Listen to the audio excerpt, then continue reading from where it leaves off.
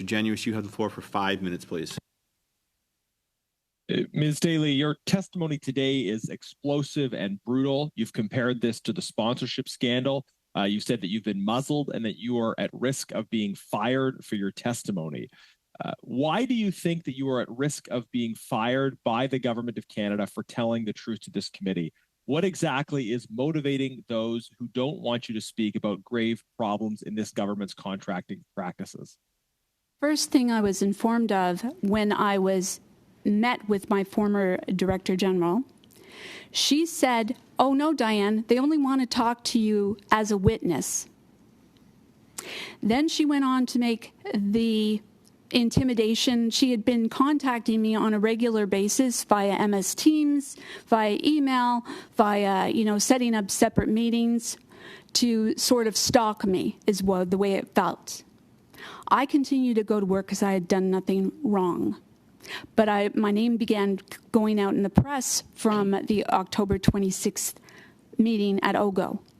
So when she said that the Deputy Minister of PSPC and the President of the CBSA were asking that I attend this meeting, and she said she and my senior director could attend if I wanted, so I wouldn't feel like a fish in a crocodile's mouth or something to that effect.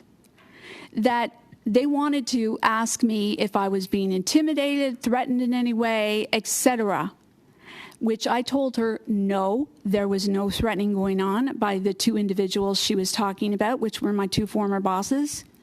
I'd say quite. That would be Cameron McDonald, the Director General, and Antonio Utano, my senior director. Just we're a bit tight for time, so just to kind of move our timeline a bit forward. So you're here today giving, I think, really explosive testimony before this accountability committee, and you're afraid that the things you say, the information you reveal, could result in you potentially being fired. What are the sort of present data points that are pointing you towards that conclusion? Well, the two investigations. I wasn't supposed to be investigated. Now I'm being investigated by CBSA and Public Works. I have that in writing. And fundamentally, that was the result, on your account, of you not giving the answers that they were looking for with respect to McDonald and Utano. They were looking in December, if I have the timeline right, December, for you to say certain things about them. You didn't, and subsequent to that, you were subject to investigation. Yes. Let me be clear. The December 7th email I received from Michelle Lafleur said it was an optional meeting. I was seeking support, medical support for my cancer diagnosis.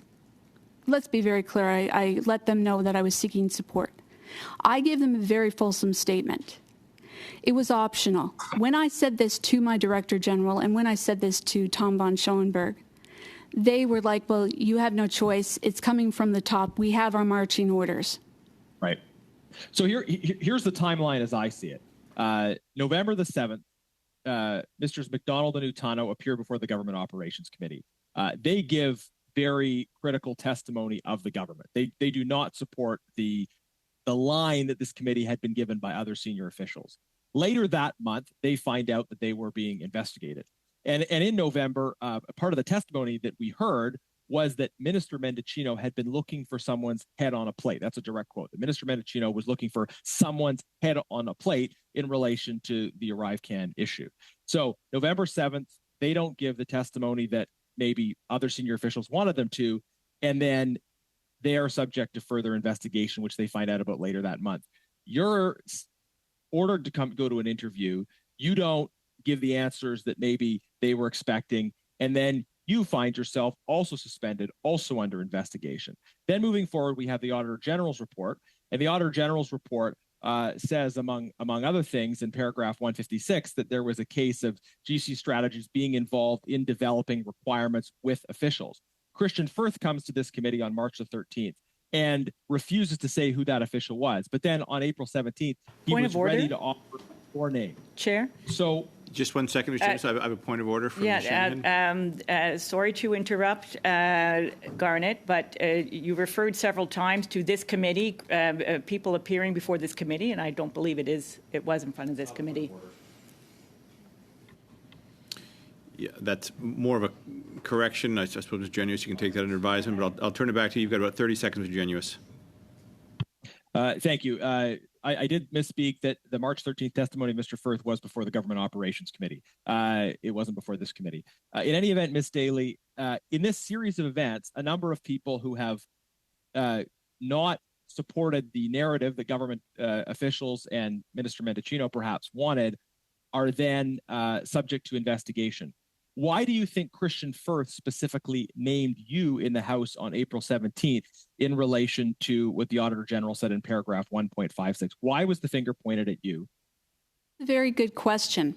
I don't know why Mr. Firth made that statement. I do not recall, and Mr. Firth knows this, that any conversation about IT requirements, but Mr. Firth would know that any IT requirements that I received, if I had received any, would have been forwarded to people who actually worked in IT because, again, I'm a procurement person. I have Geek Squad at home for residential help desk issues.